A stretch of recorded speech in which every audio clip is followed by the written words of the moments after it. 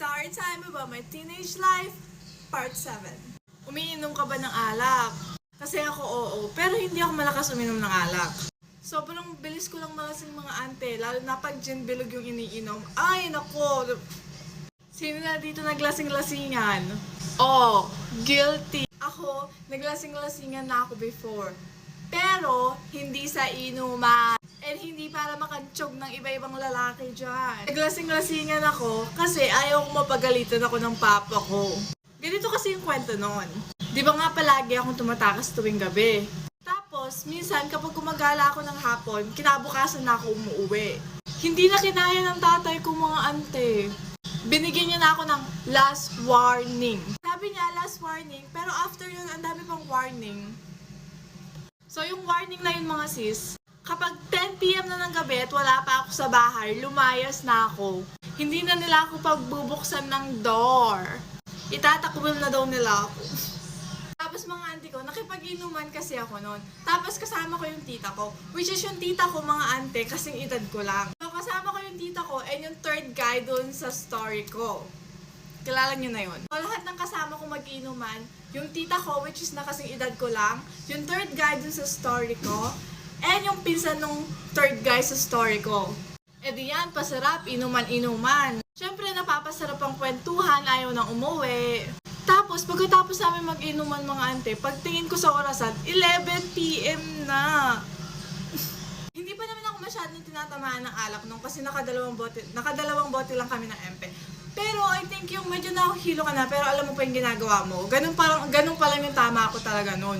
Tapos, kabado talaga ako kung paano ako uwi ng bahay. Kasi alam ko, pag umuwi ako ng bahay, talaga di na ako makaka-uwi. But, nakaisip na bright idea si ate nyo. Sabi ko sa isip ko, paano ako maglasing-lasingan ako, yung sobrang lasing-lasingan. Tapos yung lasing-lasingan na hindi na ako makahinga, baka imbis na magalit yung papa ko, maging concerned pa siya sa akin, di ba? Siyempre, hindi ko sinabi sa mga kasama ko yung plano ko kasi mabubuking ako. E di kasama ko yung tita ko niyan, yung tita ko na kasi edad ko lang. Kasi magkapit bahay lang kami nun. Tapos, eto na yung acting ni girl. Sabi ko ba naman, nahihilo ako, hindi ako makahinga. Naniwala naman yung tita ko, kaya sobrang panic niya. Tapos, yung tita ko, na kasing edad ko lang, kinatok niya yung papa ko sa bahay namin kasi nga daw, hindi daw ako makahinga. Tapos, tinanong siya ng papa ko kung anong problema, ano daw nangyari. Sabi naman ng tita ko, wala naman daw kami ibang ginawa, uminom lang kami, which is totoo naman. Tapos, sa isip-isip ko mga ante, sabi ko, pahigain mo na lang ako para makatulog na ako, ganyan-ganyan. Gusto ko lang umuwi ng bahay.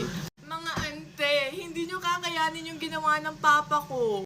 So, ayan, acting na ako niya na hindi ako makahinga. Like, tapos umiiyak-iyak pa din ako habang ma-acting. Like, pa, gusto ko na umuwi ng bahay, hindi ako makahinga. So, sobrang worried ng papa ko.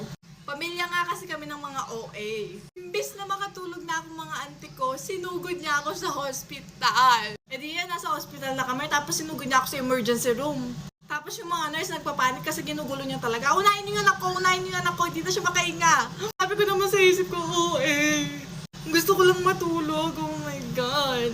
Tapos dumating yung nurse mga ate ko. Dito na tayo, ito na yung climax ng story. Pagdating ng nurse, pinipisil-pisil na yung dito part ng katawan ko kasi akala nila appendix. Pero wala naman talagang nangyayari. Wala naman talaga ako nararamdaman. Lasing lang ako. Tapos sabi nga ng nurse, hindi daw appendix. Parang diniretso na ako ng nurse, parang sinabi na rin sa akin na nag-iinarte lang ako, ganun. Tapos napikon talaga ako kasi gusto ko na matulog. Sabi ko sa nurse, masakit po talaga dito, kahit hindi naman talaga.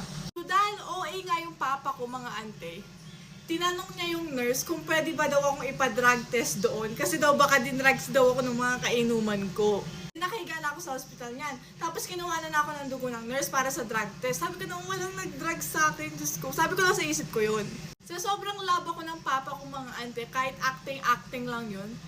Isinugod niya talaga yung mga nurse. Alagaan niyo yung anak ko, pansinin niyo yung anak ko, hindi na siya makahinga. Sobrang hindi alam ng mga nurse, mga ante ko, anong gagawin nila. Kasi nga, wala naman silang maisip kung ano talaga yung nangyayari sa akin, mga ante. Binigyan ako ng dextrox. Tapos mga ante, hindi ko alam yung tawag dito, pero binigyan ako ng karayom dito para daw ma-dehydrate ako. Wala naman talagang mali sa akin. Gusto ko lang matulog kasi nahihilo ako, uminom kami, lasing ako. Pero kahit okay yung papa ko mga ante, pag uwi namin, I feel na effective naman yung plano ko kasi pag uwi namin talagang inalagaan niya ako ng sobra. O, di ba? Imbis na mapagalitan, minahal pa ng sobra. Pag uwi namin ng bahay talaga, kumain ka na dyan, matulog ka na, magpahinga ka. Tapos, kinabukasan, nag-guilty ako sa ginawa ko mga sis, kasi nakita ko na mahal ako ng papa ko. Kaya nagbago ako ng 1 week. Tapos, pagkatapos ng 1 week, balik na naman ako sa katigasan ng ulo ko. Tapos, mga 3 months after nun, sinabi ko din kay papa ko yung totoo. Tapos, tinawanan niya lang ako mga sis, sabi niya ang OA ko daw. Ano kaya yun? Oh, wag niyo akong gagayahin ha, wag niyong gagayahin yun ha.